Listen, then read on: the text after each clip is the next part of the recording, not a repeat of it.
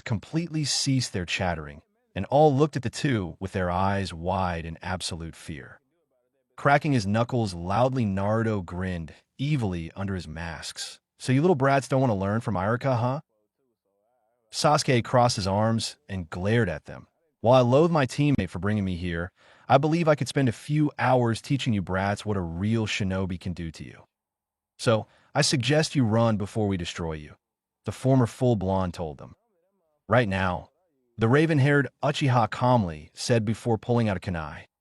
The bratty students that were making Iruka's teaching duties an unholy hell looked at them like they were pulling their legs. But when Naruto took out his own kunai, threw it into the crowd of youngsters, and watched it sink into the desk, they screamed in horror before bolting out of the classroom like a bat out of hell. Naruto, Sasuke, what is wrong with you two? Iruka demanded his former students after he realized what on earth just happened. Teaching the little heathens a lesson. Sasuke casually replied. Sorry, sensei, but we'll have to get back to you later, Naruto said before both Sasuke and himself disappeared through the open windows. Normally, Iruka would have gone after them, but if he was being honest with himself, he was glad they were gone. Slumping down into his chair, he sighed tiredly when he looked at the empty classroom. He liked kids. That was why he decided to become a teacher, but now he was wondering if it was truly worth all the gray hairs he knew he was getting. Closing his eyes, he soon found himself asleep, completely exhausted from all of it. It would be half an hour later when the door slammed open did he awake from the well-needed nap. Opening his eyes, I glanced up to see several of his students stumble into his class with wide eyes and completely exhausted bodies. They slowly went to their respective seats before collapsing face first on the desks. The last two figures stepped through the door, revealing them as none other than his old students. What did you do to my students? Iruka demanded. We convinced them to listen to you from now on. Sasuke answered the scarred-faced Chunin. And what did you little skid marks learn? Naruto questioned the students. That Iruka-sensei is a way better teacher and will behave from now on. The students chorused in reply. Good, you little demons. See you around. Iruka isn't afraid to call on the two of us, the mask wearer replied, stifling a chuckle as their eyes widened in fear before walking out of the classroom. That was enjoyable, Naruto said to Sasuke as they left the academy. But did you have to turn into the Shinigami to scare them? Sasuke questioned. Oh, come on, they deserved it. I know we didn't exactly treat Iruka-sensei the best, but none of us was as bad as that. Sasuke only nodded in response. So what should we do today? It's only 4:30. Naruto asked his cousin. Why do you want to hang out with me all of a sudden? Sasuke asked. Never before have you wanted to be in my presence. But suddenly, after our wave mission, you want to suddenly hang out. What going through your head, dope? He continued. Well, team, after I died, many regrets went through my head. He replied, not missing a beat. I regretted not eating more ramen, not going back to the village, having my first kiss with a girl. He continued making a jab as Sasuke, who scowled at him in return. But my biggest regret was not connecting with my team. Yes, I tried that with Sakura, but as you can see, that was not to be. Sasuke only winced a little bit, because frankly, even Naruto himself didn't completely deserve all those punches to his head. So you're the last person I can actually bond with. Like it or not, we're practically family when we're together. Kakashi being the lazy father figure, Sakura always being the bitchy PMSing sister that we all despise, and we're the older brothers of the group. So with this second chance at life, I'm not going to screw it up. That makes little sense, yet it actually does at the same time, the Uchiha commented. I'm just that good. Naruto smirked under his mask. Whatever, let's go to that ramen place you were always bragging about. Sasuke grunted in response. Little to say, the two went to the ramen stand, and after in shocked and confused Tucci and I am Ichiraka later, the two chowed on some ramen for several hours. Sasuke had to admit this stuff was pretty good, and he got a small glimpse under Naruto's mask, seeing around 2 deep scars on his left cheek when he took them off to eat his ramen. While it was odd that he was talking to someone with his demonic mask covering his nose and up, the Uchiha found himself starting to like hanging around with the former full blonde. Hell, he was even starting to like the fox kits that popped out of his teammate's backpack and gorged on some ramen, much to Iam's delight, and to his and Naruto's confusion to why girls liked cute little furry things.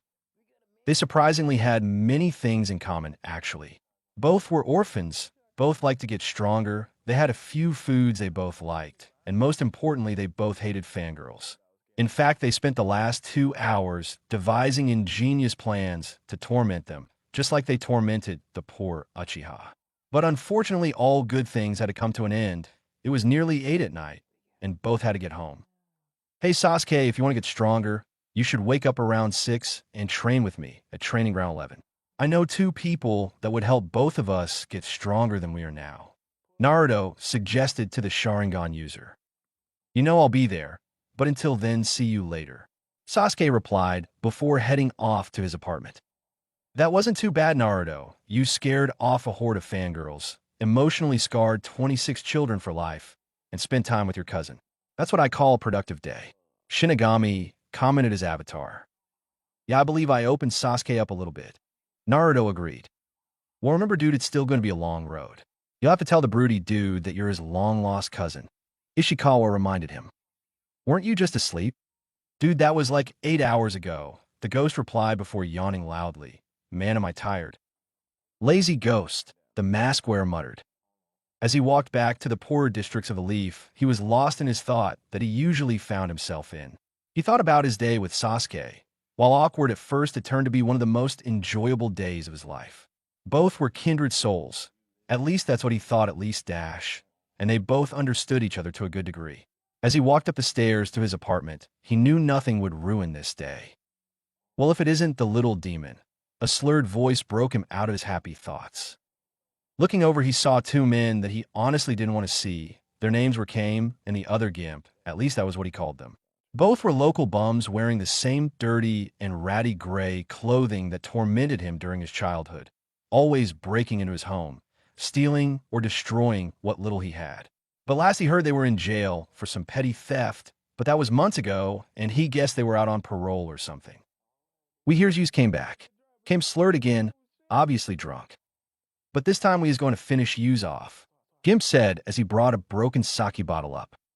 For the love of the Shinigami, why don't you 2 get a life?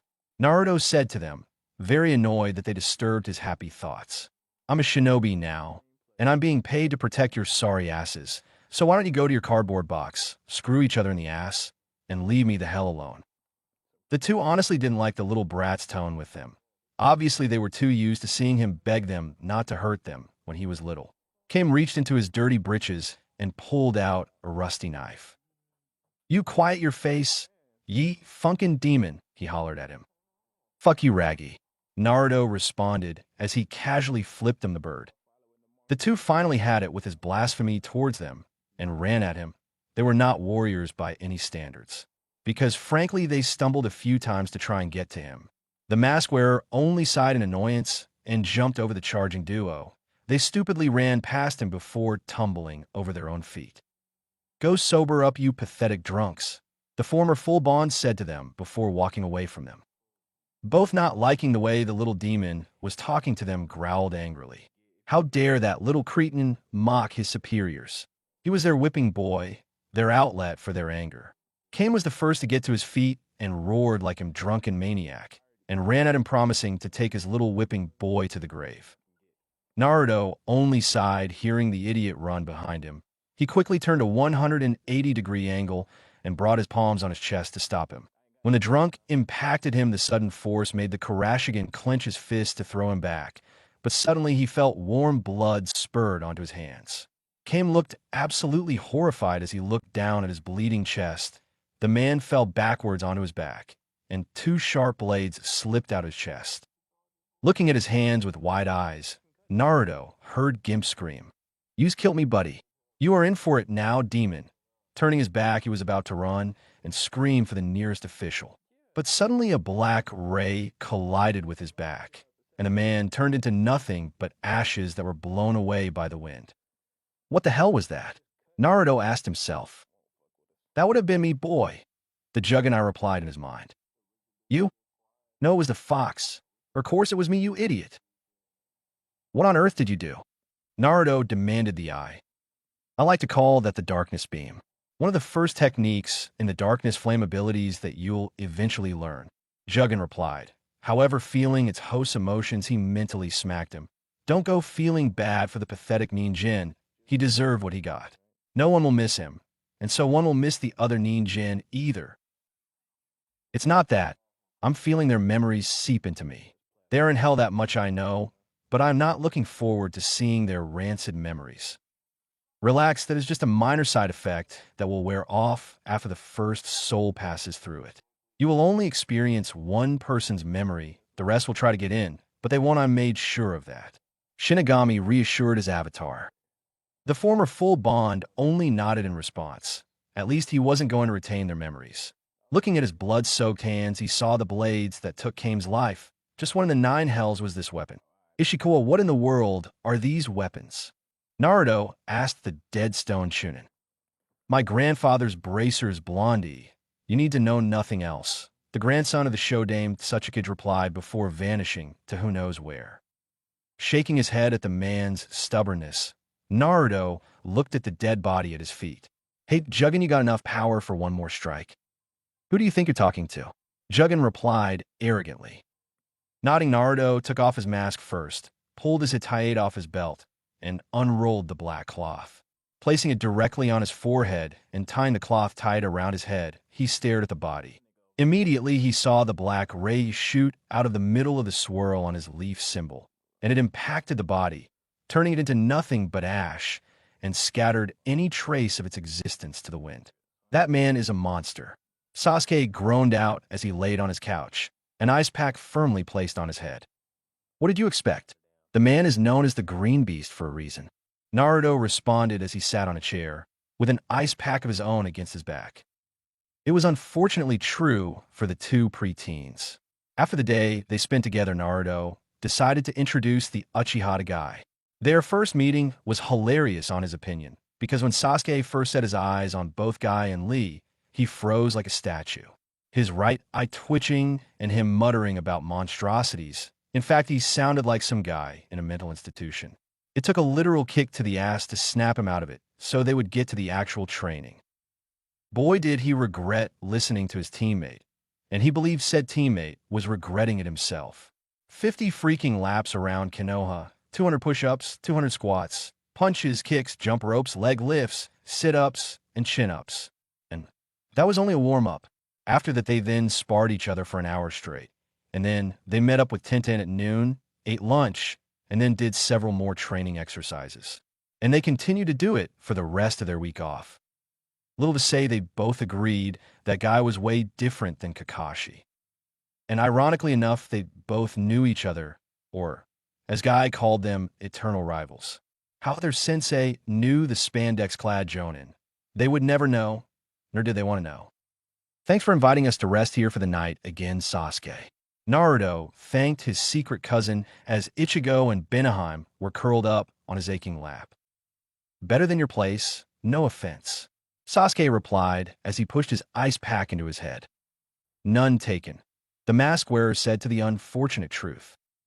The other day, he invited Sasuke over to his place, and never again would the Uchiha set foot into that hovel called a home. Squeaky and broken floorboards, chipping paint, a damaged ceiling, moldy and damaged furniture, rusty pipes, extremely cold water that bordered on frostbite in his opinion, and much more the Uchiha didn't wish to remember. That was nearly 2 days ago, and he unselfishly invited this creepy, mask-wearing teammate to his place anytime he wished to come over. Much to both their surprise. But it wasn't a bad thing. The apartment was clearly big enough for 2 people, and while Sasuke wouldn't admit it, he was starting to enjoy having Naruto and his 2 kids around. They were actually starting to rub off on him. He actually found himself talking more, forcing himself to not smile, and found himself getting stronger training with his teammate than training all by himself. Sasuke, how far have you gotten on the chameleon jutsu? The Kurashigan user asked. As far as you have on the fireball jutsu, the Sharingan user replied. Damn, have you done that water walking exercise? Yeah, it helped a bit, but I'm still having a hard time maintaining it. Shifting his ice pack a bit, Naruto only nodded. He wasn't having too much luck on the fireball jutsu either.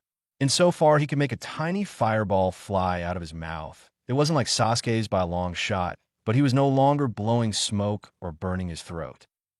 I just can't believe we have to meet with Kakashi again. Naruto commented. Yeah, this week went by fast. Sasuke agreed. We both have undoubtedly gotten stronger. We both learned a few new taijutsu techniques from Guy, and I'm even starting to get interested in swordsmanship thanks to that Tenten girl.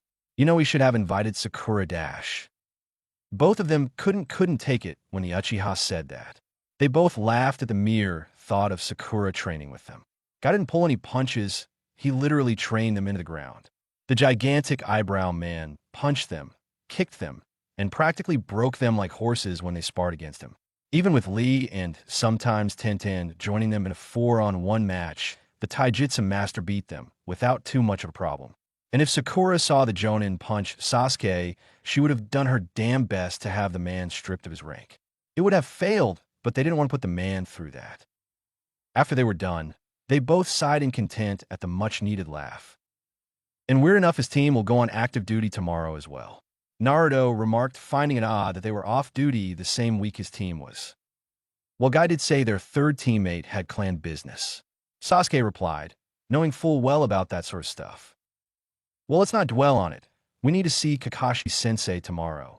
The mask wearer said, knowing that it was getting late. Nodding, the Uchiha took the ice pack off his head and headed off to his room, leaving Naruto and the two Fox Kids alone. Well, not completely alone. Haha, dude, you made the stick up his ass, Uchiha laughed. You truly are a miracle worker. Ishikawa laughed after Sasuke went to his room. It wasn't that hard. All I had to do was bring up Sakura.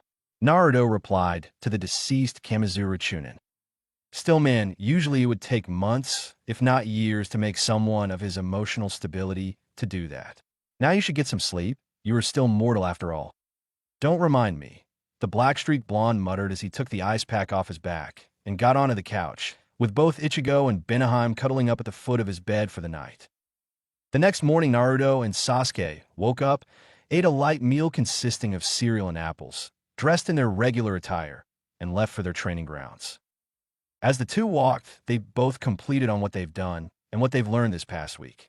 Naruto now knew why Sasuke seemed so haunted and so angry all the time. He read the history of the shinobi nations and learned why he turned into a broody asshole. Once he got to the history of Fire Country, he read how Hashirama Senju formed an alliance with the Uchiha clan, used his ability to control the tailed beasts, and that he spread these beasts to other, newly formed villages in an attempt to maintain peace and equalize the powers between the nations, but it did not stop the outbreak of the First Great Shinobi War. He also read about him becoming the Shodaime Hokage, causing Madara Uchiha to be the first person in history to defect from his village, and later the famous fight between the two powerhouses with Hashirama coming out on top, though how he defeated Kyuubi was not written, and the Fox would not comment on it either.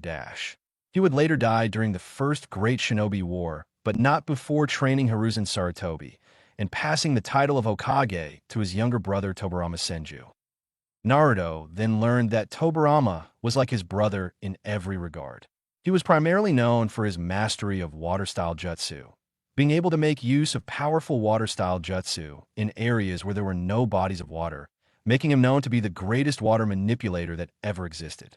He could manipulate it to form projectiles or tentacles, and could even perform the most complex techniques with only one hand seal.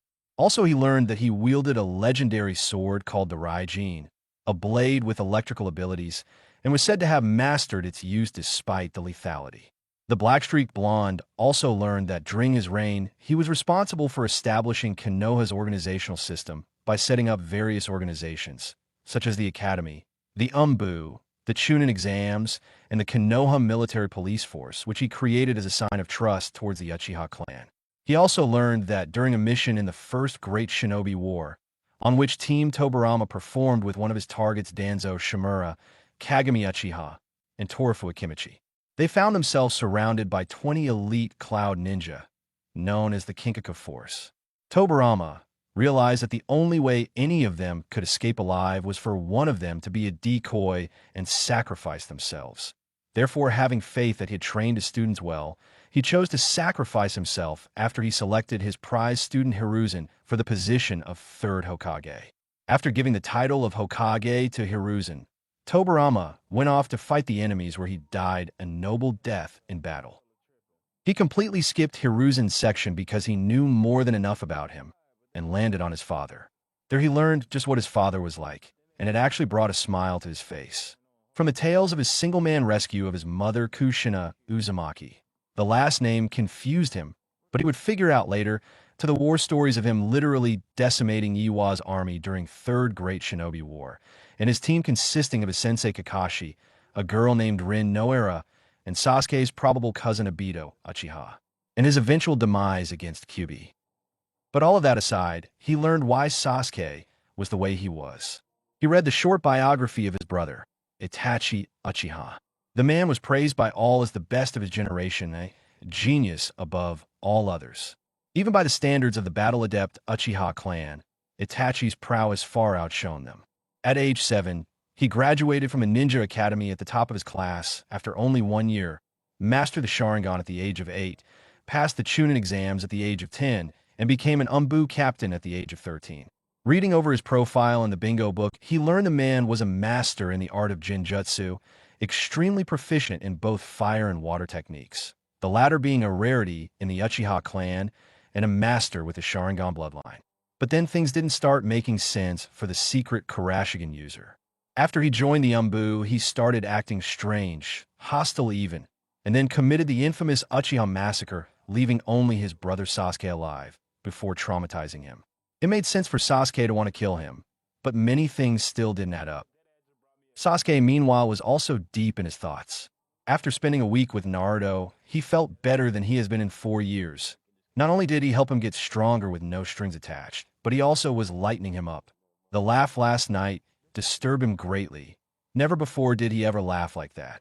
I felt nice, and if was being honest with himself, he was enjoying their bonding time, as Naruto put it. And thanks to him, he felt stronger than when he was training by himself. Thanks to him, he was learning a new jutsu. He learned a few new taijutsu skills from Guy and Lee. He felt his chakra reserves increase, and most of all, the empty feeling in his very being was disappearing. Any further thoughts the two preteens were thinking were interrupted with Sakura screeching. Looking up, Naruto saw his former crush yelling at him, and Kakashi looking a little baffled. "What are you screeching about now?" Naruto demanded the only girl on the team. "You made Sasuke-kun late," she yelled at him. "Sakura, my alarm clock died, causing me to be late, and I met Naruto on my way here." Sasuke rebutted her. While training, they made several plans of deceit to throw off nosy fangirls. Right now, they were using plan number 2, lying. And like a loyal fangirl, Sakura ate it up, but Kakashi wasn't buying it. "Besides being a minute late, what's on the agenda for today?" Naruto asked. "Today we're going to work on our teamwork skills and get a D-rank mission," Kakashi replied, much to the boy's displeasure. "Now come at me when you're ready." The two preteens slightly nodded to each other and bolted at Kakashi with surprising speed. Kakashi, however, anticipated this and raised his arms to block their fists. Naruto used his other fist to try and punch the man in the face, with Sasuke following suit. But Kakashi simply moved his hand back, allowing the two's fists to collide. Sasuke winced a bit as his unprotected knuckles began to bleed, but he took revenge as he kneed Kakashi in the gut, and Naruto kicked the man in the Charlie horse. Kakashi's eyes widened at the unpleasant feeling of getting kicked in the stomach and Charlie horse. Quickly thinking, he pushed the two away from him and jumped 15 feet away to plan his next attack. Naruto and Sasuke weren't going to let him. Last time they learned the hard way if they allowed Kakashi to think. So going through his list of hand seals, Sasuke brought his right hand over his mouth and thought, "Fire style. Fireball jutsu," causing the massive orb of roaring flame to shoot out of his mouth. The fireball tore through the ground, setting the surrounding area on fire, fully planning on incinerating Kakashi. The copycat ninja fully saw it coming and easily dodged out of the way. But once he landed, he felt his ankles getting grabbed. Soon enough, he found his head above the ground. Rising up from the ground, Naruto smirked behind his masks. How delightful it was to have a little payback for the humiliation their sensei gave them nearly 3 months ago. Sasuke came beside him, a clear and pleasant smirk on his face. His knuckles may have been torn open in the attempt to slug him, but it was well worth seeing his sensei knock down a peg. But their joyful moment was instantly shattered as the person they were fighting was replaced with a log. And they soon found their heads above the ground. "Well, you two managed to lay a hit on me. You both improved." Kakashi congratulated Naruto. "But you both still need improvement," another Kakashi said above Sasuke. The two preteens deadpanned before muttering, "Clones." Both Kakashis eye-smiled at the two before getting them out of the ground, while the real Kakashi walked towards them with a stunned Sakura in tow. The pink-haired girl couldn't believe what just happened. The love of her life, and the dead last left her in the dust, teamed up and attacked their teacher. When did they start working as a team? Barely a week ago, they hated each other, but now they were as close as teammates get. This cannot be allowed. Both Naruto and Sasuke brushed the dirt off their clothes. While they were both bummed that Kakashi beat them, it was a refreshing feeling. Sasuke gritted his teeth before covering his bleeding knuckles, honestly not liking that he now had dirt in his wound. Naruto saw it and pulled out a small water vial from one of his pouches. Since he failed to get a canteen, he just used a small vial for now. Grabbing his wrist, he poured the water over the wound. The Uchiha winced a bit as the blood, water, and dirt fell to the ground. Kakashi looked on seeing the two interact, glad seeing that his sensei's son and the relative of his long-dead teammate were finally getting along. Seeing that the wound was still bleeding, the copycat ninja reached into his back pouch and pulled out a roll of white medical tape. A minute later, Sasuke's fist was nice and snug in their wrappings. "Well, with Sasuke's fist incapacitated for the moment, I believe we should call it a day," Kakashi said to the three genin. "No, Kakashi-sensei, it's just a small cut. I can easily do a D-rank mission." Sasuke protested. "All we have to sow is pull some weeds, walk a dog, or paint a house. Easy stuff that we can handle with ease." Naruto agreed. Sakura looked like she wanted to protest, but she was clearly outnumbered. So with great reluctance, she nodded her head, but inner Sakura was chalking down revenge schemes. Shrugging his shoulders, the last surviving student of the Yondaime motioned for them to follow him. It took 10 minutes to reach the Hokage Tower, but that wasn't long enough for Naruto. Even after an entire week, he was still pissed off at the old man. Both Shinigami and Ishikawa tried to make him understand, but you know the old saying, you can lead a jackass to water, but you can't make it drink. When the team entered, they were greeted by the secretary, a middle-aged woman with no redeeming qualities. But they saw that her right eye was as black as night, and by her glaring looks at their certain demon-masked-wearing teammate. Kakashi filed that information away for another time, since, after all, that woman could grate the nerves. But his two teammates filed it under a simple question and demanding respectively. Naruto, however, paid no attention to her and headed towards the stairs.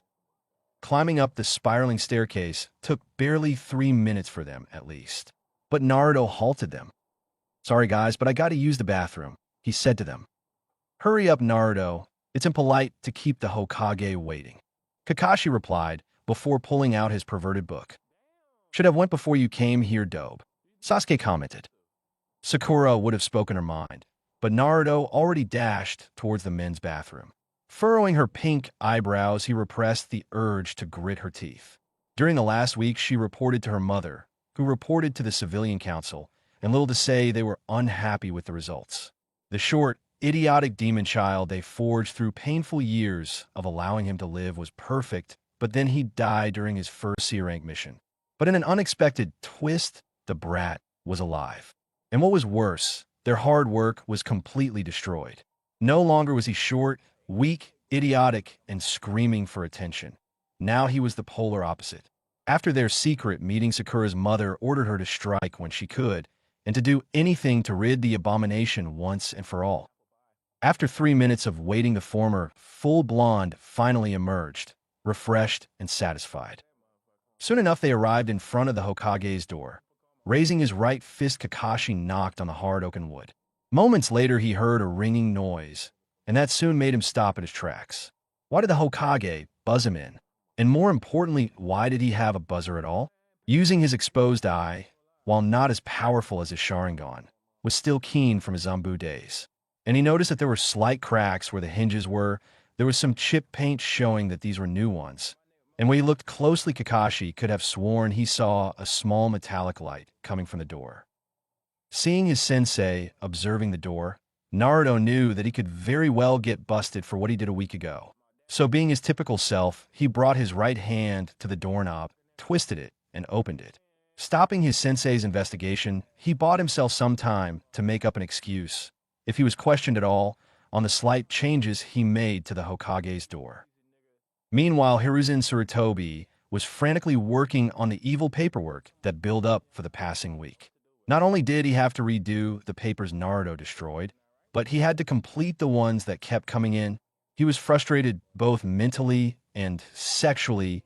The two things that gave him any sort of relief were either destroyed or still in need of repair. When he took his pipe, a family heirloom he might add, in for repair that, the owner that maintained it for years said that it would take nearly a month to fix the darn thing. So he had no nicotine fix for him. And since his loving wife Buwako died during the Kyuubi attack, he had to stick to porn to satisfy any urges, while rare, he needed to take care of. Hearing a knocking on his door, the old Hokage reached under his desk and pressed a button. While he was initially upset with Naruto destroying his most prized possessions, he was grateful for giving him an excuse to get a new door.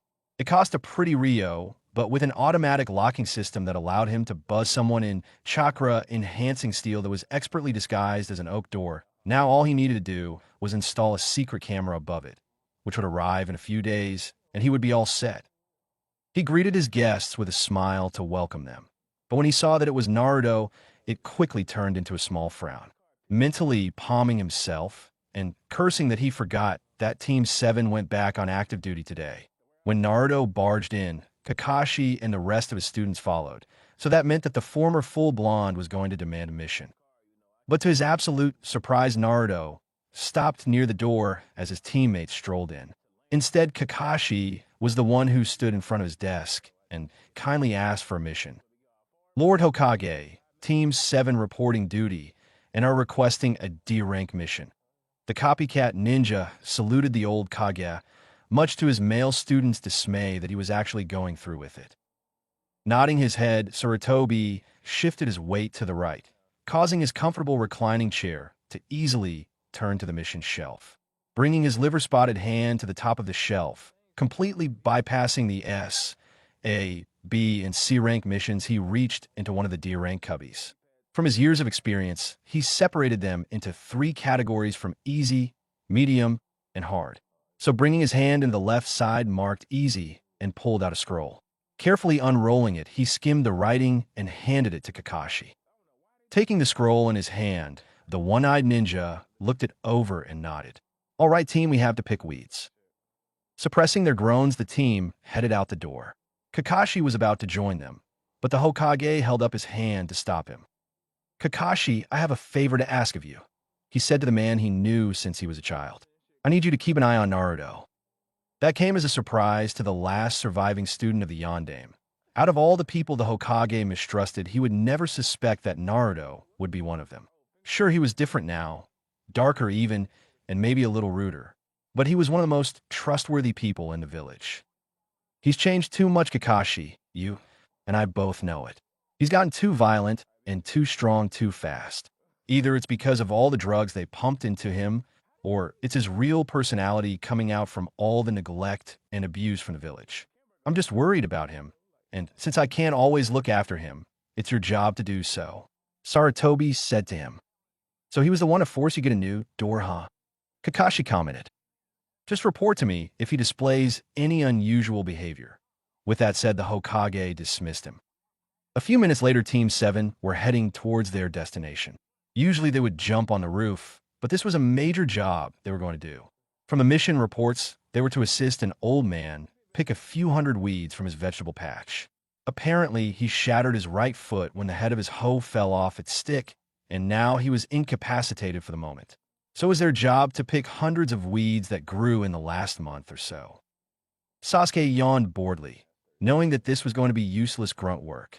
Looking over at his team, he saw that Sakura had some sort of glazed look over her eyes. Probably because of him. Kakashi was in front of them reading his perverted book, but Naruto looked calm, too calm in his opinion.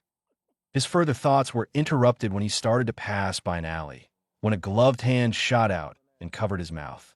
He went to struggle, but then he saw himself staring straight at his face and holding his finger in front of his mouth to shush him. With his eyes widening, Sasuke watched his lookalike quickly dart out of the ally and merge with his team. "Keep quiet, Sasuke. We don't want to get caught," a familiar voice whispered to him. "Naruto," Sasuke managed to mutter out. "Who were you expecting?" "Zabuza," Naruto questioned him before taking his hand off his mouth. "What in the world are you doing? We need to be on a mission." "No, we are playing Hookah today, plus it's only weeds. The clones I created will do the work for us. They will suspect something when I don't act like myself," the Uchiha hissed at him. "All my clone has to do is keep quiet, brood, and shy away from the other during the job. Besides, you hate doing these crappy D-rank missions as much as I do." Naruto stated the truth.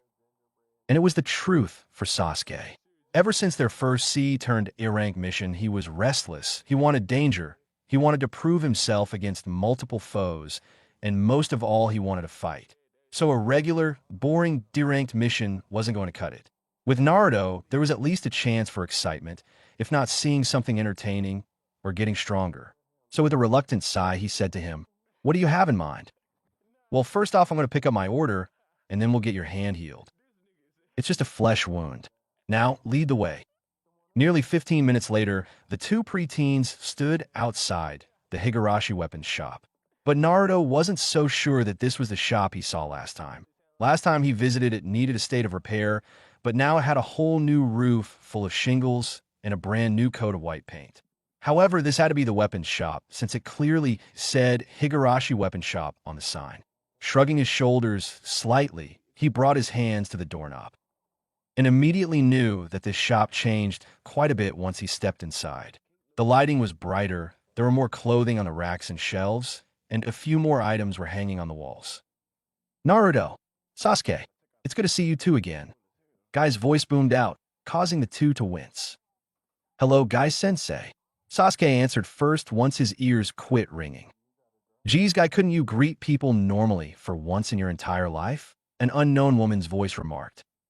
Turning towards the voice, the two customers turned to see a woman. She appeared to be in her late 30s, but she was still a sight to see. She had fair, pale skin that complemented her chestnut brown hair, which was tied up into a bun, which was held together by two ornamental chopsticks that looked suspiciously sharp. Standing at 5'8", she looked to be graceful and sturdy, looking for a civilian. Like Tintin, she was wearing a Chinese-style blouse, only this one was blue and trimmed in white around the neck and arms, and wrapped around her waist was a long blue dress that reached to her ankles with a long slit along her right leg. And finally, finishing the look off were a pair of white foot-fitting slippers. Now Tomoko let Guy be himself. No one has successfully made him quiet down, Hiroshi said to the woman, opening her eyes, revealing them to be a light brown color. She lightly laughed in response. "Oh, one day, he will learn his lesson, dear." "Unyouthful people," Guy bellowed as anime-style tears flowed down his face. With both sweat drops running down the back of their heads, Naruto and Sasuke sighed. Guy was an okay guy, but he really needed to act like an adult every once in a while. They weren't ungrateful, far from it actually, but the man could grate the nerves. "Anyways, Naruto, what can I do for you?" Hiroshi asked, though his left eye twitched a bit seeing his mask again. "I came here to—" "Oh, sorry about that." Naruto apologized before removing his Hanya mask and revealed his half-mask. He already had one bad experience with the man over the mask, so he didn't need another. So setting it on near the cash register, he continued what he was going to say. "I'm actually here to get that set of shuriken." Visibly relaxing, the retired shinobi nodded. "Actually, I want to thank you for that." "Thank me?" Naruto questioned. "Thank him?" Sasuke asked. "Of course, Naruto-kun," Tomoko answered for her husband. "Ever since you convinced my stubborn husband to forge it, business has increased by 15%. Now you may be wondering how that happened, are you not?" she questioned. Nodding dumbly, he let her continue. "Well, after he forged the first set, he accidentally left them on the counter to attend to his other duties.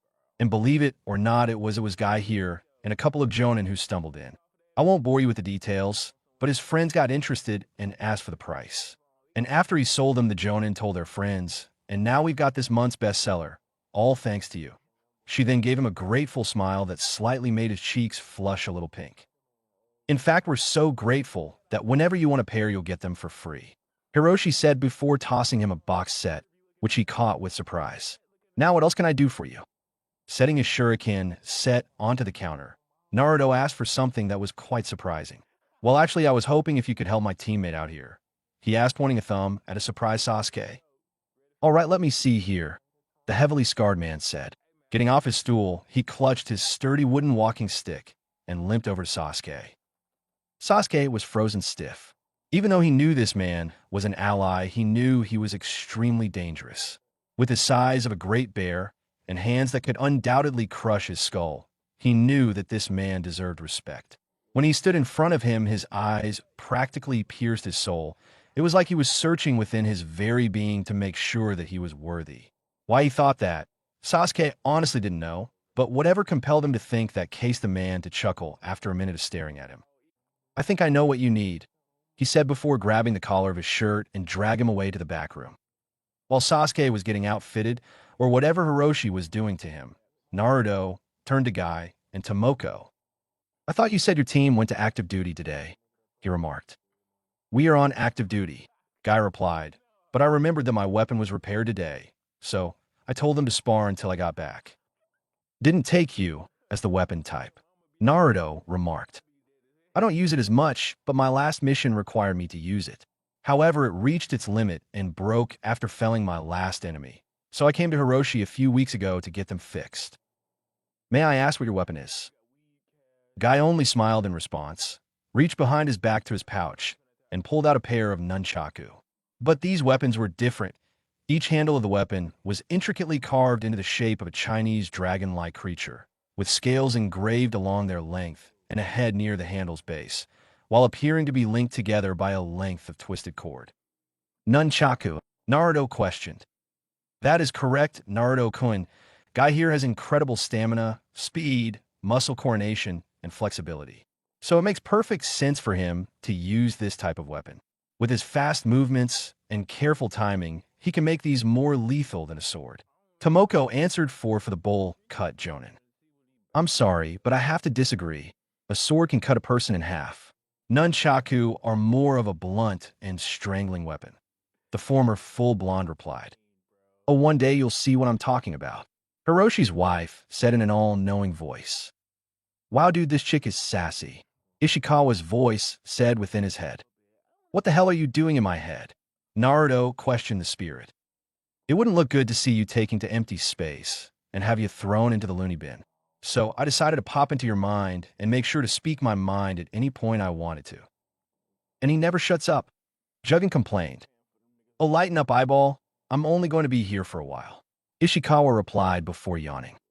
"Just don't disturb my rest, Ninjin," Kyubi growled out before he laid his head down on his paws. "Will do, Fuzzy, will do."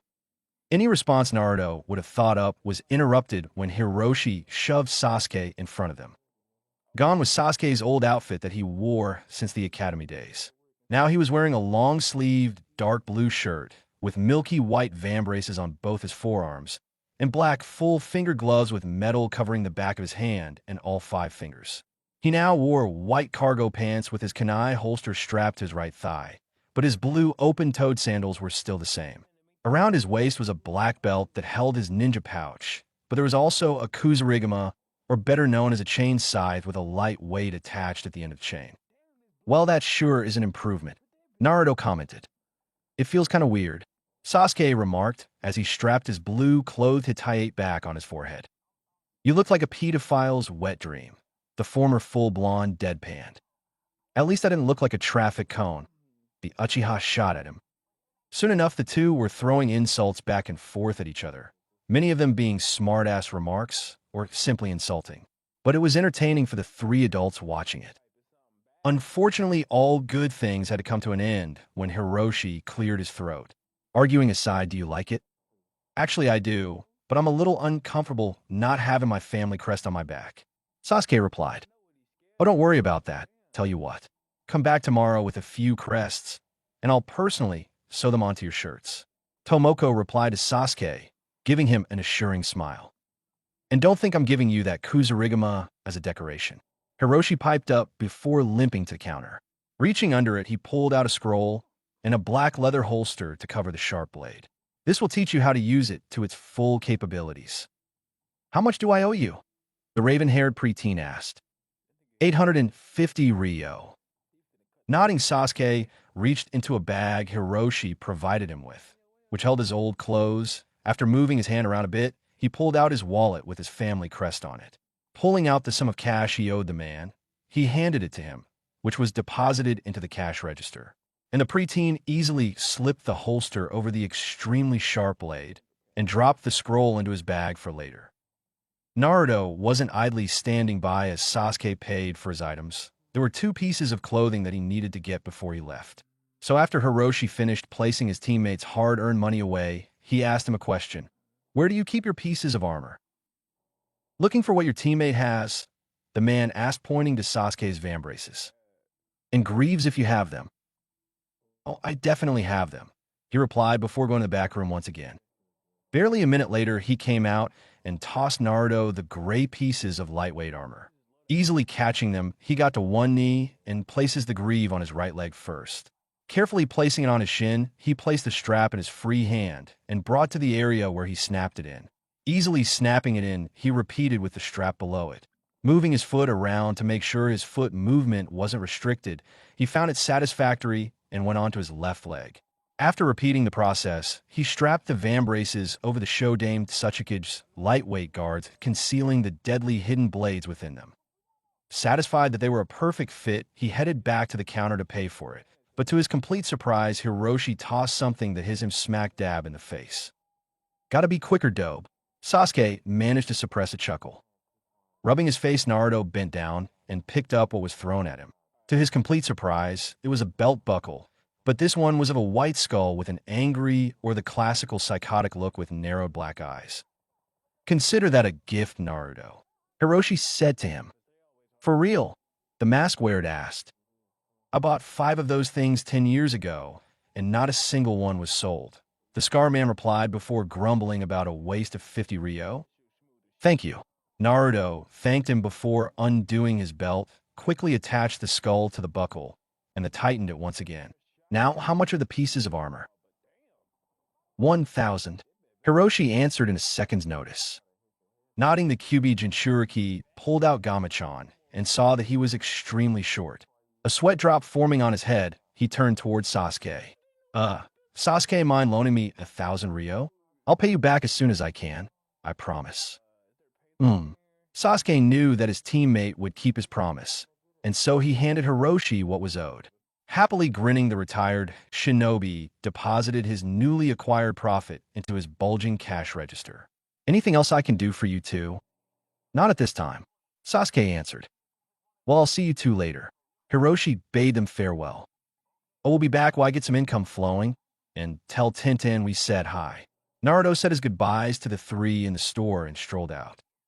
Naruto, you forgot your shuriken set. Sasuke yelled at his retreating form. Palming his face, he grabbed the shuriken set and raced after his teammate.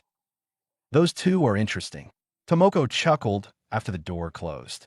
Shifting her eyes over to Guy, she remarked, I can see why you helped train them.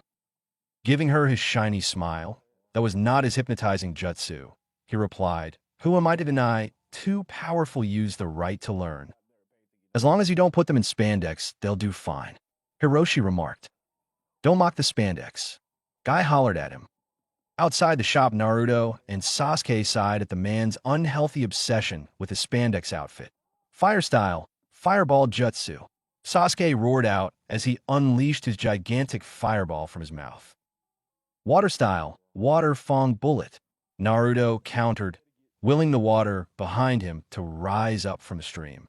Forming 4 large spinning drills, he sent them forward. The 2 attacks collided and canceled each other out with a violent hiss.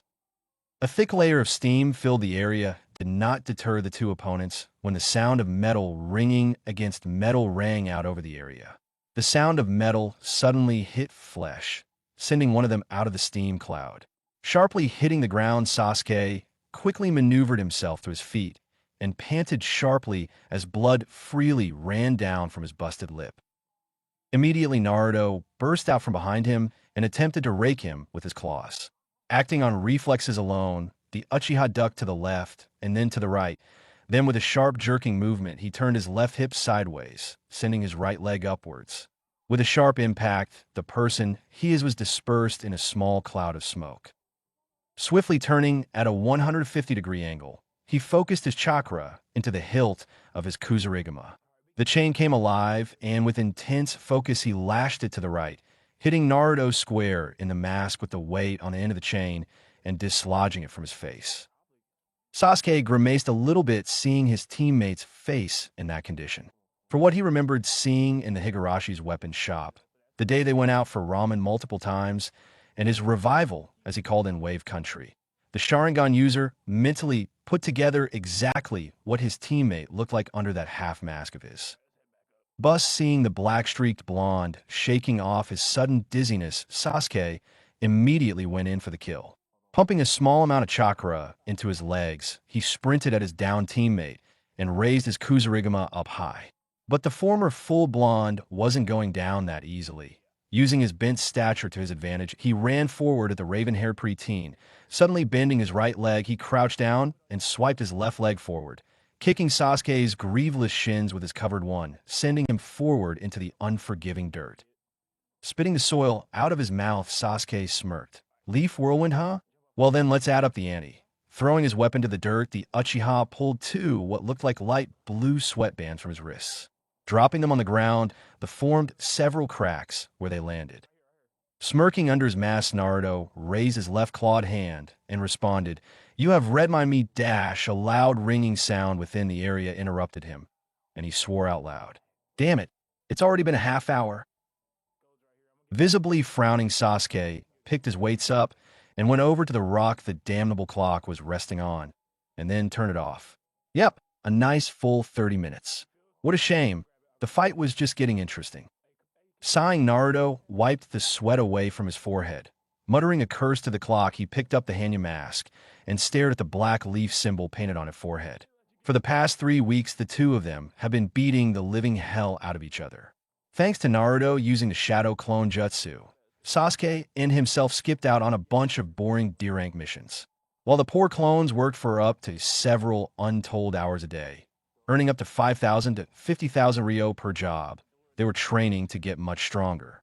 After the first day of playing hooky, the two of them returned to Hiroshi's shop so Tomoko could sew the Uchiha crest into the back of his new shirts.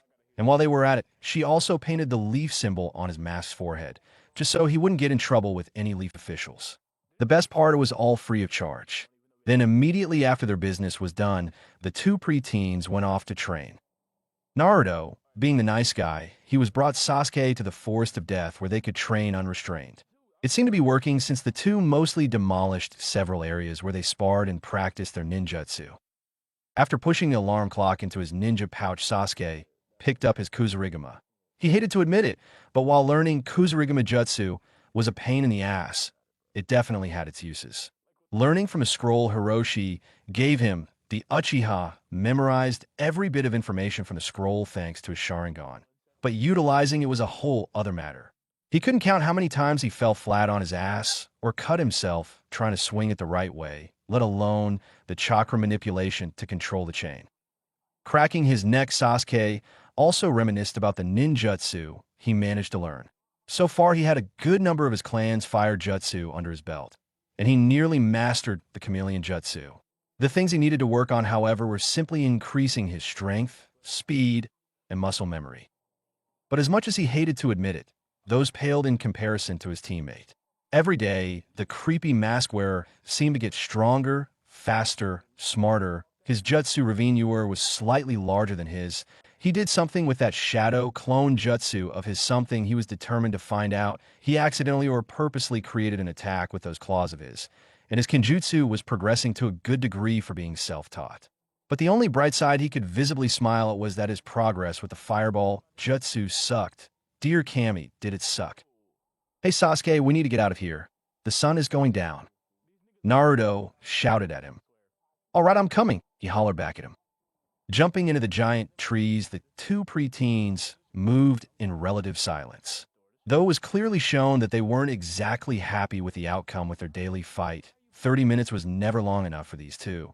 But Aoba, who frequently guarded the gate, urged them to fight for only 30 minutes a day, just so they wouldn't beat each other into a coma right in the middle of the deadliest place within the leaf.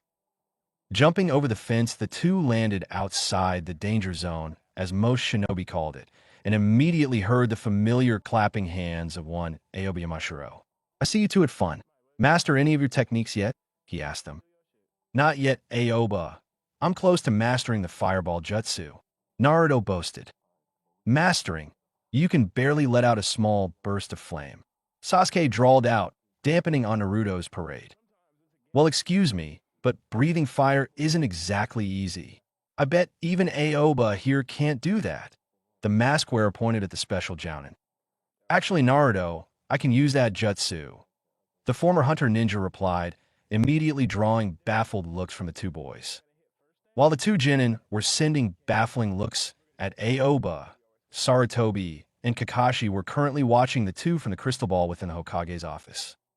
"They're getting stronger, Kakashi," Sarutobi commented with pride in his voice. "I still don't approve them sneaking off during team meetings," Kakashi replied in a disappointed tone. "I'm glad they are bonding, but I do not know how long I can keep the ignorant act up. It was amusing to see them doing it after the first day, but now I think we need to put a stop to it." "I guess you're right." The Sandaime agreed with him. "Tomorrow I have a mission that will include you joining up with Team Guy." "Does it have to be Guy? Couldn't it be with Asuma's team? Maybe even Kurenai's?"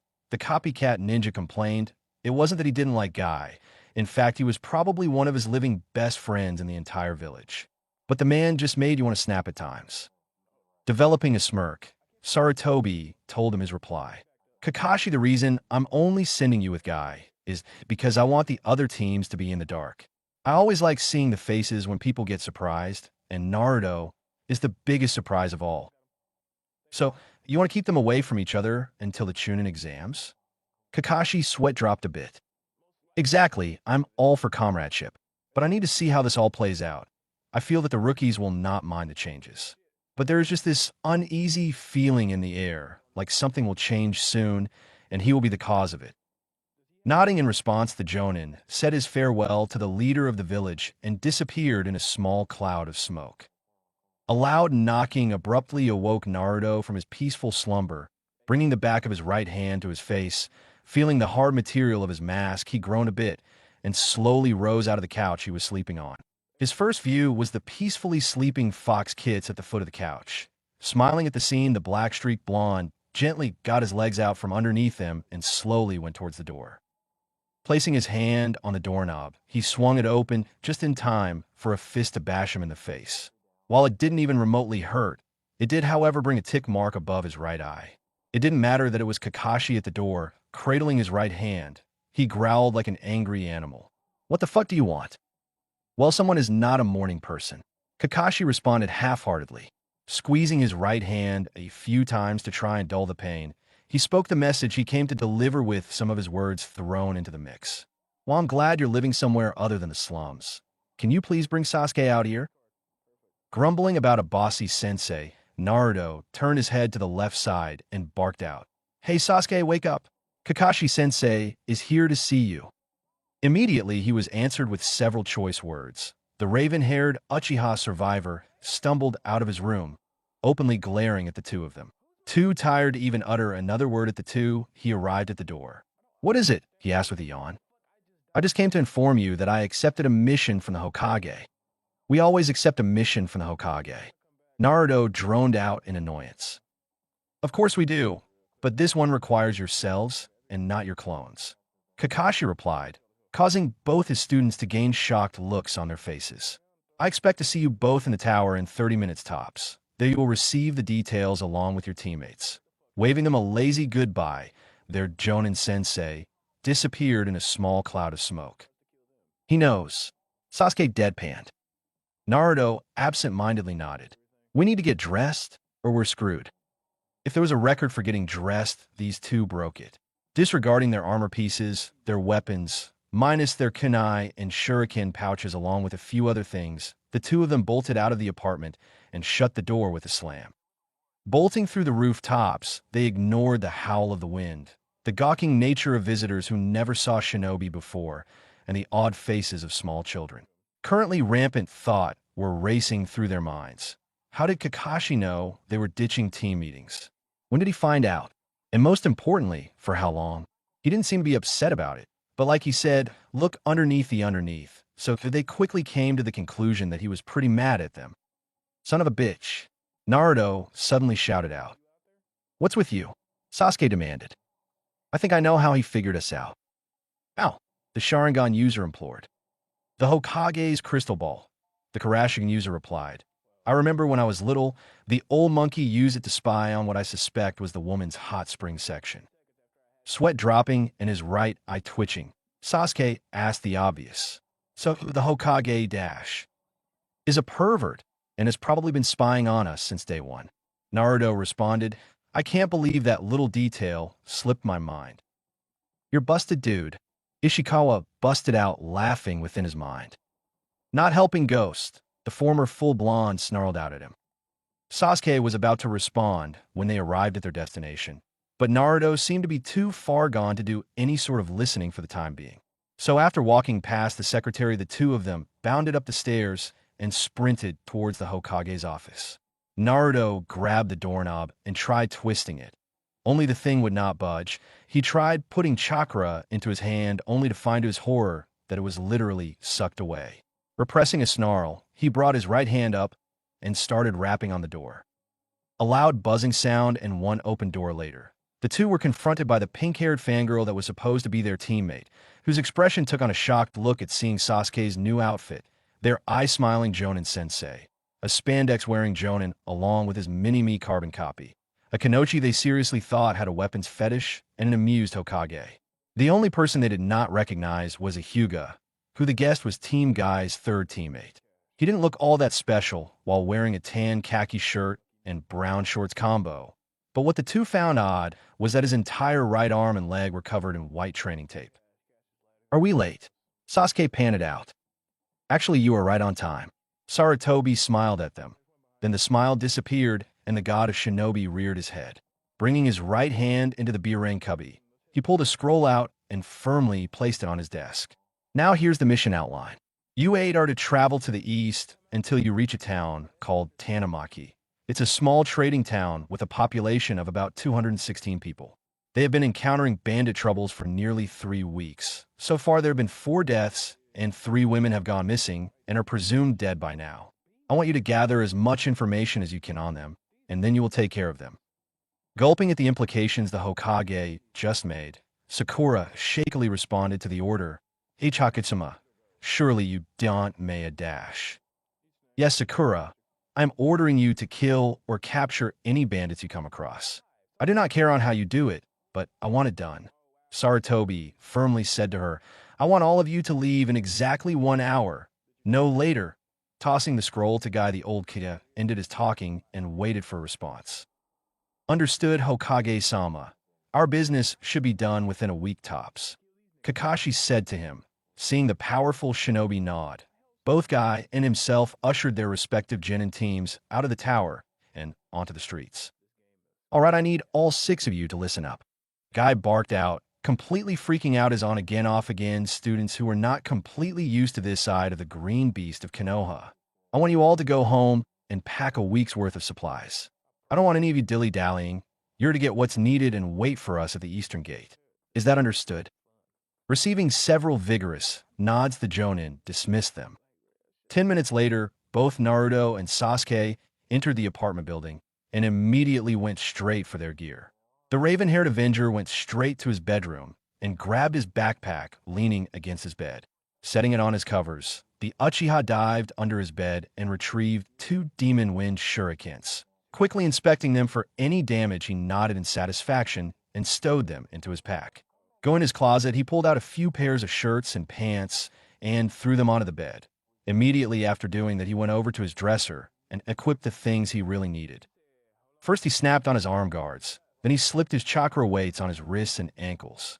Immediately feeling 40 pounds heavier, he honestly wondered how Naruto could stand wearing them 24/7. But he also thanked the heavens that Hiroshi had them in stock. It cost a pretty Rio, but even he could not deny its usefulness. After getting used to weights, Sasuke placed the metal cestus on his hands. Flexing his right hand, first he felt the restriction of the tight black leather and the clinking of steel. Flexing his left hand, he nodded in satisfaction before grabbing his Kusarigama. Wrapping the 2-foot-long chain around his waist, sheathed the covered blade into the special loop on his belt. After he quickly stuffed his clothes into his backpack, he walked to the living room and was greeted by Naruto fully dressed in his battle gear, tinkering with the skull of his sword. Raising an eyebrow, Sasuke was only glad he had that deadly weapon sheathed as it scraped against his floor. Finally, the former, full blonde sighed in relief and actually started unscrewing the top cranium of the skull off. He then preceded the bowl to the fridge and pulled out a small jar with big, bold black letters that read medical cream on it. Taking a spoon with his from one of the drawers, his teammate then sat down on the couch and began to scoop the healing cream into the skull. "Well, that's going to haunt me for a few days," Sasuke dryly commented. "I'm surprised your face doesn't haunt you every day," Naruto cheekily replied. "Very funny, dope." The broody preteen managed to growl out. "Are you sure you're going to need all that stuff? It's just a simple bandit camp." And our last rank mission involved us simply guarding a bridge builder, and remember how that turned out. The mask wearer retorted humorously. Wincing a bit, Sasuke brought his right hand to his left shoulder and rubbed it. Even now, he could feel the phantom pain from Haku's unmerciful Sunbon needles riddling his body. That was something he didn't want to go through ever again. After all, if a simple C-rank mission could turn into an A-ranked one, then what are the chances this B-ranked mission could turn into an S-ranked one? That very thought brought shivers down his spine, though he could not tell if it was from excitement or fear. He was brought back to reality when his teammate threw several ration bars at him. "Damn it, dope. Warn me next time you throw stuff at me," the brooding Avenger barked at the mask wearer. "Now, where's the fun in that?" Naruto asked as he scooped the last of his herbal cream into the skull. Tossing the empty container and spoon behind him, he heard the telltale sound of them clattering into the sink. Without missing a beat, he put the top of the cranium onto the skull and twisted to the right, firmly locking it in place. "All right, we got weapons, spare clothing, and our rations. Is there anything we're forgetting?" Sasuke asked. Bringing his right hand to his masked face, Naruto hummed several times. He then felt a sudden weight pounce on his lap and looked to see Benaheim's innocent brown eyes staring at him. "Oh crap, who's going to look after the kids?" Palming his forehead, Sasuke mentally berated himself for forgetting about the fox kids. "We could hire a Genin team to look after them." "Like hell we're doing that," Naruto quipped. "Have you seen any foxes around Konoha?" Hearing no answer, he elaborated exactly why there weren't any. "That's because many of them have been hunted because of a certain gigantic fox that nearly destroyed the village 12 years ago. Now imagine a Genin team in here while we are away for an entire week." "I get it," Sasuke irritably growled out. "But then what are we supposed to do? Iruka-sensei is always gone during the day. Oba is guarding the eastern entrance to the Forest of Death for 24/7. And while the Higarashis were nice people, they just didn't seem to be the pet-owning type." Absent-mindedly petting Benaheim on the head, Naruto nodded with each example his cousin gave him. There was just simply no one they could trust them to unless, using the power of the Juggin, he mentally asked her to go find her brother. "Unless what?" the Sharingan user asked. "I know who to ask, and I think I know where they're at." "Where?" 15 minutes later, Sasuke's right eye was violently twitching. The reason for this was they were standing in front of a medium-sized building with absolutely no distinguishable characteristics. Normally, this would not bother the Uchiha, but from his memories of Itachi, he recognized this place was the Umbu headquarters. That wasn't the only reason either. Before they got to their destination, he figured out exactly who they were leaving the kits with. "You have to be kidding me," he said to the black-streaked blonde. "Out of all the people in the village, you're choosing Zabuza?" "Koretsun, I'm choosing Haku. Zabuza is an okay guy, but I'd rather leave them in a woman's hands," Naruto replied to his teammate. "The problem is I don't know where they are located. They're in an apartment near the Umbu headquarters, that much I do know. But as much as I hate to admit it, I will need permission to see them. even if it's just for a minute to entrust these two to them. He continued before petting the purring bundles of fur resting on his shoulders. But what makes you think they are even going to take them? Sasuke asked him. Because Haku's a girl, and teenage girls, no matter who they are, or how much they deny it, absolutely love cute little fuzzy creatures. The mask wearer chirped happily, causing the Uchiha to fall flat on his face at his logic.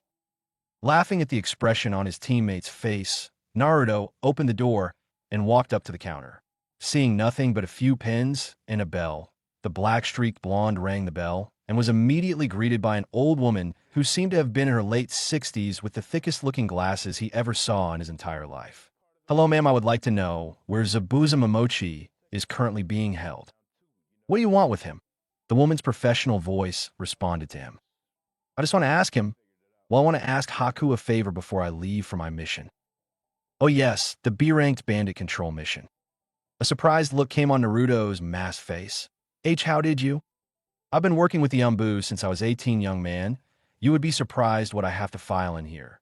Giving him a small smile, and the woman took out a small piece of paper, quickly scratched several things down, and handed it to him. "Memorize the address and destroy it afterwards. You don't want me to lose my job, do you?" "And no, never. I promise it will get destroyed in 5 minutes." Naruto stammered, though it didn't help that a certain deceased Kamizuru was laughing at him. "Good. I'll inform the squad guarding them to let you through.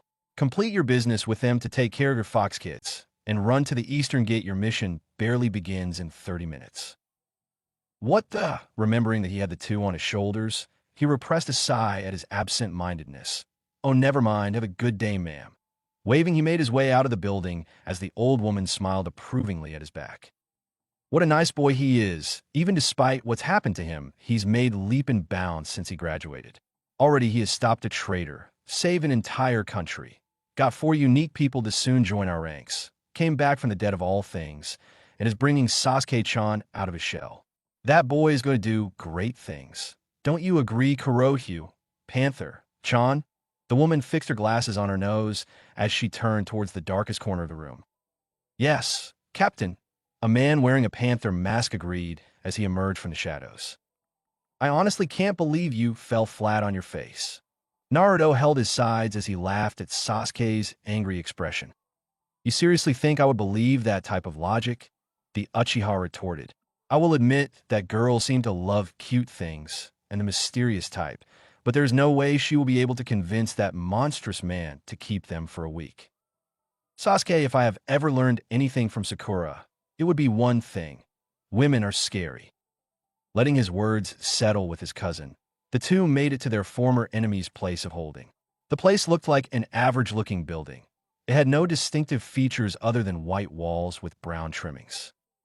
Walking up to the door, the two preteens loudly knocked on the door. After the third knock, the door flew wide open, revealing a snarling man wearing a pair of gray pants and a black shirt, with wild shoulder-length dark brown hair that suited his fair face. "What the hell do you want?" he screamed at them. Naruto had to mentally pat himself on the back for controlling his reflexes, and a silent thanks to Shinigami for his mask, because his face definitely had the "I'm the scared the fuck out" expression on his face. Sasuke, however, was not so fortunate. He let out one of the most unmanliest screams and jumped 5 feet in the air out of fright. The angry man opened his mouth to continue screaming, but then a man looking exactly like him, only with smoother hair, beamed him upside the head. "Shut up, Meizu. These two are obviously here for a reason." "Damn it, Gozu," the man revealed to be as Meizu barked out.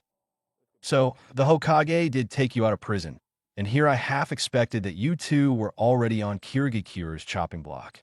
Naruto interrupted the twins bickering at each other. "You can thank me later, but right now I need to speak with Zabuza and Haku." Thank him later, the Demon Brothers and Sasuke thought to themselves. But quickly snapping out of their thoughts, the two brothers only grunted and let them into their home. Just like on the outside of the house, the inside was plain and dull. The walls were a dull white, and whatever furniture they saw was made out of steel. All in all, the place had the feel of a prison. "So the two of you finally decided to grace us with your presence." A rough voice alerted the two that they reached their destination. In what they, though, was the living room was none other than Zabuza Momochi. Sitting on a couch, they saw that he didn't change much over the last 3 weeks. The only difference was that he was not wearing the training tape around the bottom half of his face and neck. But what he wearing was a white wife-beater shirt that showed the bite scar on his right shoulder and blue pants. Hey Zabuza, it's been a while. How has life been treating you? Naruto greeted one of the most infamous shinobi with a casual demeanor. Oh, it's been just perfect. The minute we leave the Hokage's office, we were taken to Toonbu headquarters, got all our shinobi gear confiscated, given these crappy clothes, and shoved into this goddamn prison. Then days later, these two bozos are thrown in with us. The man angrily spat out his displeasure. Oh, don't mind him. He's just upset that he's been separated from Kubikurabocho. A soft female voice announced herself. Turning towards the source, both Naruto and Sasuke saw Haku walking towards them, wearing her sleeveless pink low-cut kimono. Once again, the Kurashige user was glad he had his Hanya mask. Otherwise, he would have been doing an excellent imitation of a fish. This was something he was going to curse his awakening hormones for. Anyways, what are the two of you here for? Zabuza demanded. Sasuke slapped his teammate on the back of the head.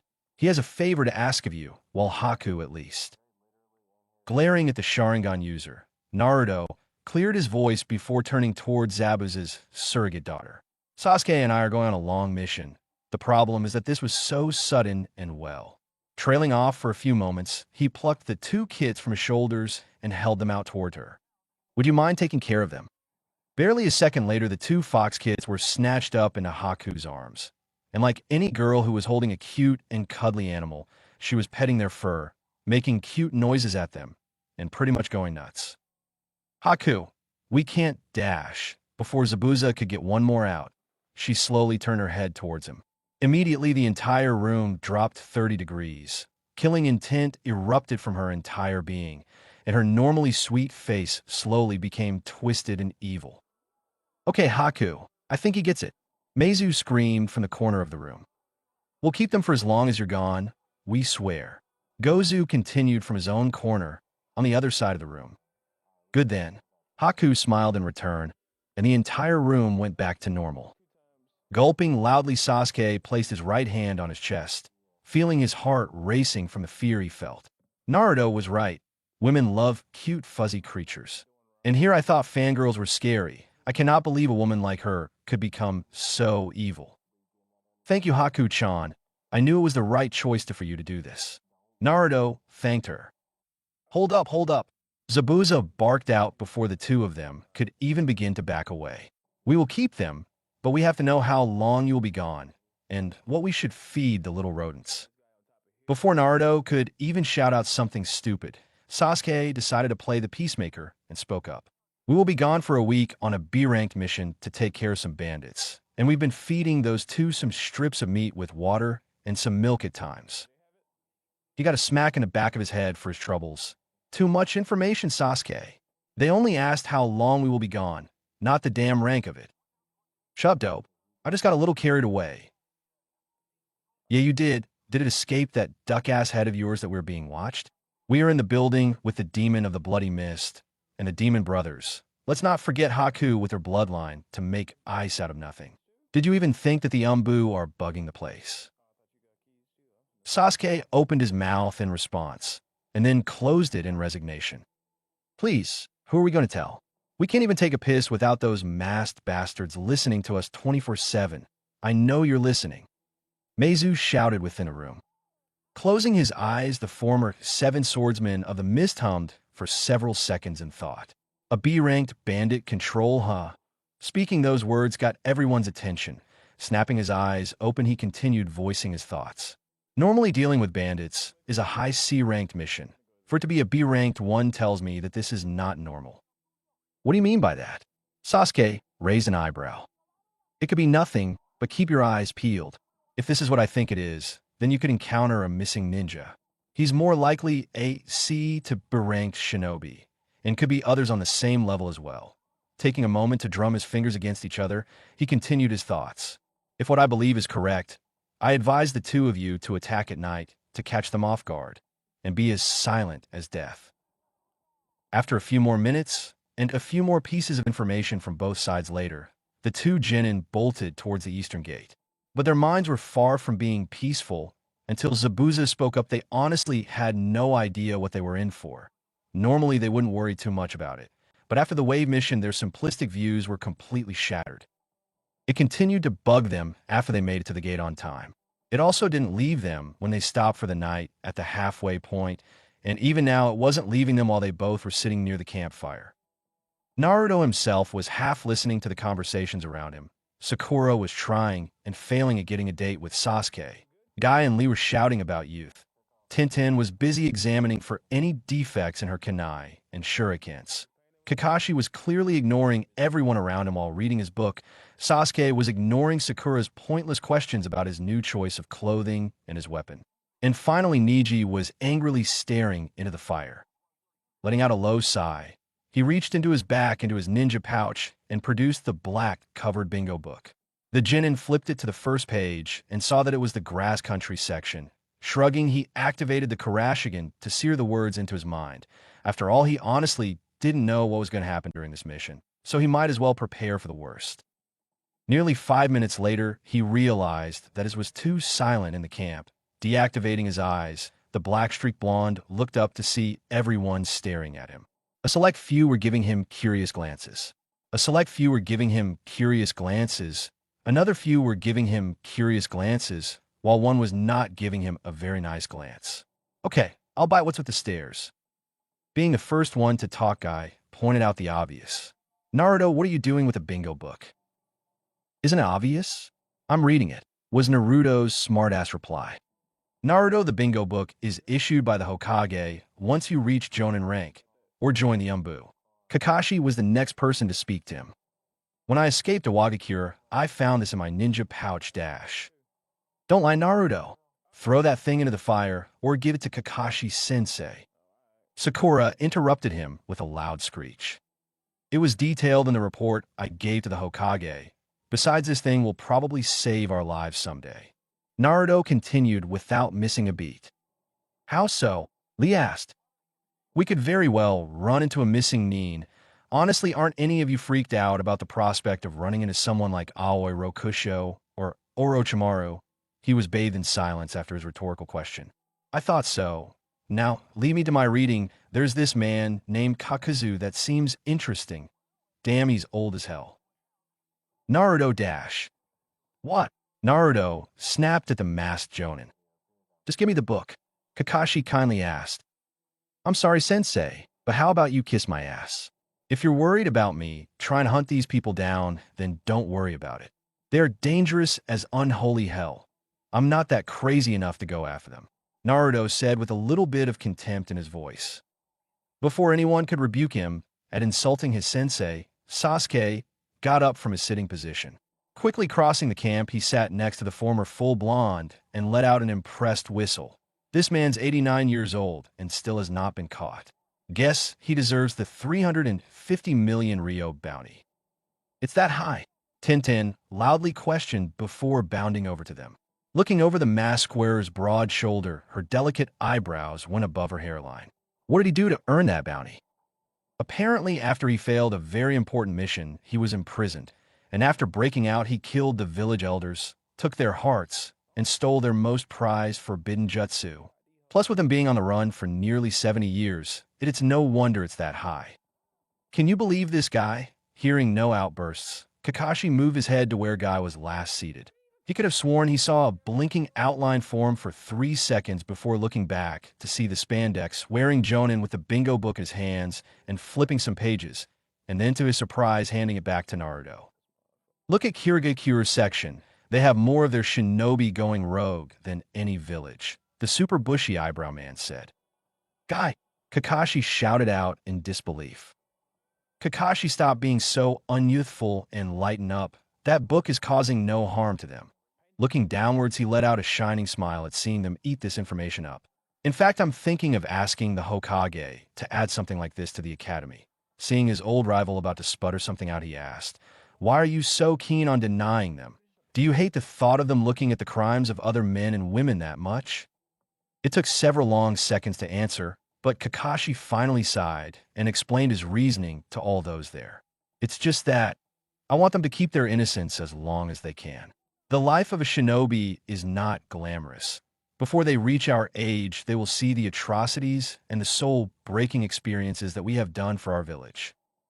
Kakashi, I hate to break it to you, but out of everyone here, only one is innocent. Naruto piped up from behind his book. Tenten told me that her entire team took their first life when a mission went horribly wrong. Both you and Guy, as you said, have experienced and seen far too much. Sasuke here saw far too much carnage when he was 8, and you fully know about me. After flipping to the next page, he saw the picture of Kisame Hashigaki and began reading up on his crimes and known skills. So please, don't baby us. It's insulting to think you think so lowly of our maturity. He wisely didn't comment on Sakura's lack of maturity, because that wouldn't get him anywhere in life. I think it's time for us to go to bed. Neji spoke for the first time that evening. I'll take the first watch, Naruto offered before closing his book. I'll relieve you in 2 hours then, Kakashi told him. After waking up around 8 in the morning, the two teams headed off again to Tanemaki. The sun was still high in the sky by the time they made it to their target. The town was what they expected it to be: small, filled with unsold goods, and slightly depressing. Before they entered, the two teams stopped on the edge of the tree line and came to a standstill. So this is our destination? Sasuke questioned. It certainly doesn't look like much. That may be Sasuke, but this small town is just as important as any other within Fire Country, Guy said to his semi-student. Everyone, I need you to listen up. Kakashi spoke up. The first thing we need to do is intelligence gathering. Ask what you can about the town and see what reactions you get. If you encounter any bandits, do not engage. Also remove your Hitaites. I'm going to need all of you to act as civilians on this one. Yeah, a man with a half mask and another man wearing bright green spandex aren't inconspicuous at all. Naruto gave out a sarcastic retort. Giving his student an eye smile, Kakashi brought his hands into the tiger seal, and a small cloud of smoke later revealed him as a brown-haired civilian with average features and gray clothing. Barely a second later, Guy joined him in disguise, appearing as a shorter, bald, and obese man wearing green overalls. Several members of the team had to suppress their laughter at the ridiculous look Guy was supporting and a shocked look on Naruto's masked face. But then they removed their Hitaites, though Neji just took the metal part from his black headband. Immediately following their respective sensei's demonstration, they brought their hands into the tiger seal and did the transformation jutsu. After the smoke died down, it revealed Sasuke with sky blue hair, gray eyes, and all his weapons, armor, and Uchiha crest missing. Tenten looked a little taller and older with a red Chinese-style dress. Neji's eyes were now a brown color, wearing a pure white kimono, and looked to be around the age of 17. And Sakura had black hair and a fuller-looking chest. Lee, however, reached into his backpack and pulled out a yellow jacket and a pair of orange sweatpants. Inconspicuous indeed, Naruto sighed before putting his hands in the tiger seal. After the smoke cleared, it revealed him in his sexy jutsu form. However, unlike the clothes he was wearing, he went with a violet kimono. Naruto, you dare use that perverted jutsu? Sakura angrily hissed out, causing the members of Team Guy to raise their eyebrows in confusion. It's a disguise, Sakura. Unlike all of you, I'm actually going to try and not stand out. Plus, it's a known fact that many people underestimate women, and that's what I'm going for. The disguised blonde hissed back. The two got a slap on the back of their heads for their troubles. Knock it off, you two. Kakashi commanded them. Guy and I are going to let whoever is leading this town know that we're here. After that, we will start gathering information as well. Meet us back here at sunset so we can find out what we are up against. With a nod of acceptance from Genin, the two bounded off to their objectives. The Genins soon scattered in different directions. Tenten went to explore the eastern side of town with Lee. Neji took the north side. Sasuke, who was definitely going to kick himself later, went to the west side with Sakura to find anything out under the pretense of a date. That left Naruto himself to the south, a heavily wooded area. As the disguised teen walked towards the woods, he strained his ears to hear the whispers of the locals. His female form only formed a cute pout when he heard nothing but useless talk, rumors, and gossip. What really irked him were the perverted leers and wolf whistle from the random males. Some even tried to hit on him, which took all his self-restraint to not do anything to them. Hey, Ishikawa, you got a minute? Naruto asked his residential ghost. Hearing a yawning sound that made his right eyebrow twitch, the deceased Kamizuru answered him. Of course, Blondie, what's up? Oh my, you're looking good. First of all, I'm not a complete blonde anymore. Second, shut up, and then unshut up. And third, you've probably been on a few bandit control missions. Got any pointers for a rookie? Well, first of all, I'm calling you Blondie because I want to, and there is nothing you can do about it. Ishikawa casually responded with a jackass grin. Now for the second, I've been on a few of those missions. Ain't you lucky to have me? Don't be an asshole. Can you please just give me some useful advice so none of us die on this mission? All right, little dude, there are a few things that I did. On my first mission, I stayed in that village that was being hassled for a week, gained enough trust to learn what I needed to know, and then I commanded my bees on the entire bandit camp to wipe them out. That is one option, but what about something that is more useful and faster? Well, there was one mayor on the border of Earth Country and Waterfall Country, a real douchebag who I would have punched if the mission wasn't so important. Anyways, I summoned my bees and had them spread out a good 15 miles out. After I got the location, I went under the cover of night and eliminated them. Frowning in response, Naruto gave an important update to him. That's good and all, but I do not know how to summon. Do you got another dash? Hello, beautiful. A nasally voice broke him out of his conversation. Snapping his head upwards, the disguised preteen realized that he was too far from the town and wound up in the forest. Now in front of him were two men, one short and scrawny-looking with a hawkish nose, the other stocky, dumb-looking, and wielding a club in his right hand. "What? Taka, my turn," the brutish-looking one asked. "Don't take too long. I gotta get back to the camp," the man revealed as Taka told him. Clapping with glee, the simpleton stomped forward the disguised shinobi. With a hidden grin, Naruto did what any normal civilian woman would do. He screamed and ran, all the while calling for help. While the hawkish-looking man scoffed at the typicalness of a civilian woman looking for a knight in shining armor, the club-wielding man bounded towards his target. After 3 minutes of hard running, Naruto decided that the charade was over. Finding the nearest tree, he tripped over the most exposed root that he could find. While he did twist his ankle, QBE was already healing the sprained muscles. Putting his acting skills together, he skillfully played the role as the frightened maiden as his aggressor came towards him. The brutish-looking man had a big, slobbering grin on his face as the disguised genin scooted away. Tossing his club aside, he brought his meaty hands out in front of him to grab the front of the kimono. Suddenly, the woman in front of him grinned. Bringing her hands in front of her, a good amount of smoke erupted around her body. Then the sound of metal-piercing flesh hit his ears. Feeling funny, the imbecile brought his eyes downwards to see a crimson demonic mask, and then nothing more. Sighing in relief, Naruto pulled Handen Ryoku from the deceased bandit's neck and watched his body fall to the ground. "Fucking assholes, I will never forgive them for doing this," he growled out in anger. Swiping his katana downwards to rid it of the blood dripping down the blade, he sheathed it in its scabbard and put both his index and middle fingers in a cross position. Shadow Clone Jutsu. Puffing into existence, the clone stood ready for orders. Transform into that bastard and find the hawk-nosed jerk. Seeing that this guy is pretty much an idiot, just act like an idiot and dispel once you get to the bandit camp at a later time, but make another clone before you do, it just not to arouse any suspicion. Got it, boss. The clone nodded in understanding. After transforming into the brute, he picked up the man's club and went bounded off towards his companion with a stupid grin on his face. "Well, that certainly is a first in my book, Blondie," Ishikawa commented. This time his spirit was outside of the Kurashigan user's body for now. "It was not the way I wanted to do it, but now this mission will end sooner, and hopefully no one will suffer a fate like those before them." Naruto angrily clenched his fists at the mere thought of what these people did. "Calm your angry young Padawan. Remember, you're with a team to take them down. Unlike me, I was a Chu/Yunin when I took those camps down, and even then I had help with my summons. So I suggest you head towards town and transform into a different person this time," the dead Kamizuru told his killer. Slamming his hands together into the tiger seal, Naruto muttered out, "That doesn't change the fact that these people will meet their maker." Meanwhile, in town, Sasuke was absolutely miserable.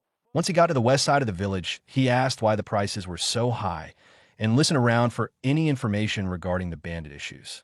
So far, he only got depressing sighs and nothing but rumors and speculation. But that wasn't making him brood in anguish. No, it was his other teammate. Instead of treating this mission seriously, she was treating it more like a real date instead of the false one like he suggested.